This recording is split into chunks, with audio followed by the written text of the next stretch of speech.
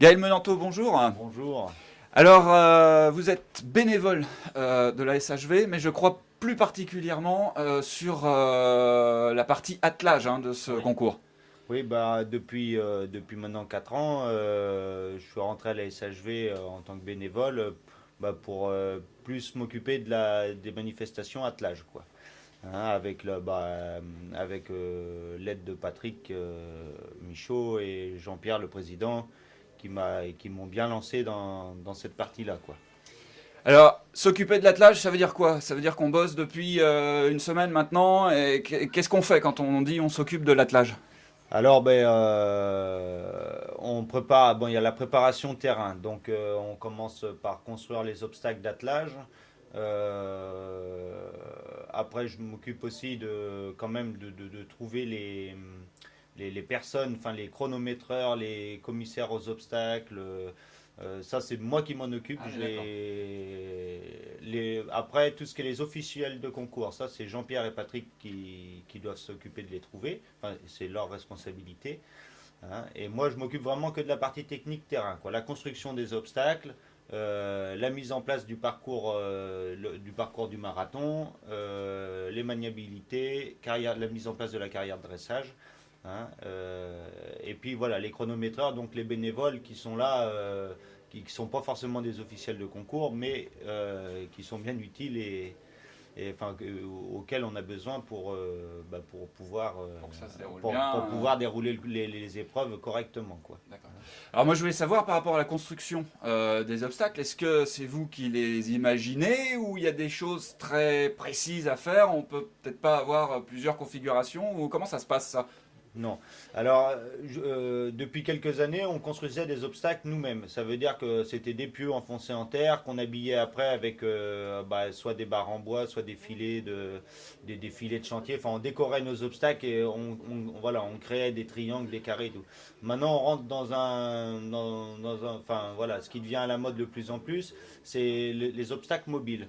Donc, depuis 2 ans, on a le comité départemental de la Vendée qui a créé un obstacle en PVC qui est mobile, qui est facile à déplacer, enfin, qui est pas très lourd. Et on peut faire avec des cercles, des triangles, on peut faire tout type d'obstacles. Et depuis cette année, il y a Vendée-Box qui nous ont là mis en place un obstacle en bois. Mais pareil, qui est mobile, qui n'est pas fixé au sol, qui matérialise l'obstacle sans risque pour les chevaux, parce que D'accord. bon, on veut partir plus dans les mobiles, c'est pour le respect aussi des animaux, pour que ça soit moins violent pendant l'épreuve, si le cheval percute une porte de l'obstacle, quoi. Mais il y a quand même une mise en place technique, je veux dire, ça doit répondre à un règlement au niveau de Ouais, distance, voilà. espacement. Alors, ouais, il y a des normes sur les espacements des portes. Après, le positionnement des lettres, ça, c'est le chef de piste qui le fait et qui essaye de créer le maximum d'options sur une porte, Mhm. des options courtes, des options longues. Et voilà, il y a quand même un règlement. On fait pas sur un concours club, on est pas plus de 5 obstacles. De toute façon, ici, on en a 4. On ne doit pas dépasser 5 obstacles, on ne doit pas dépasser 6 km de cross et pas dépasser 4 portes par obstacle, quoi. D'accord. Voilà. Alors, le déroulement, c'est quoi? Il y a trois Alors, épreuves, entre guillemets. Il y a oui, de la maniabilité, voilà. dans quel ordre et c'est quoi exactement? Alors, on fonctionne comme un concours complet d'équitation. C'est un concours complet d'attelage, de toute façon. Donc, ils commencent par un dressage le matin.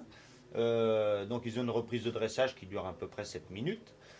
Après, on leur fait faire le marathon, donc le cross c'est en attelage, mais c'est la même chose que le cross d'équitation. En fait, c'est une épreuve de cross. Hein. Donc là, ici, 4 obstacles, 4 km 800. Et puis, pour finir la journée, ils finiront par une épreuve de maniabilité. C'est un passage dans des cônes. On a 16 portes matérialisées par des cônes au sol avec des tombants dessus. Et ils doivent faire les 16 portes dans l'ordre, forcément, dans un temps donné. Et ça bon, c'est l'attelage, c'est l'équivalence d'un CSO, quoi, du complet. Alors là, pour cette édition 2013 de Moutier-les-Maufais, il y a combien de meneurs, combien d'attelages sont inscrits sur ce concours? Alors bon, cette année c'est un petit concours, c'est vrai qu'on ne sait pas pourquoi, on est à 13 attelages, hein, en sachant qu'il y a 8 ans on a démarré les premiers concours d'attelage au Moutier-les-Maufais avec 38 attelages. D'accord, bon ben Gaël, merci. On va vous laisser vous occuper de la suite du déroulement de cette partie attelage ici à Moutier-les-Maufais. Merci beaucoup et bonne journée. Merci à vous.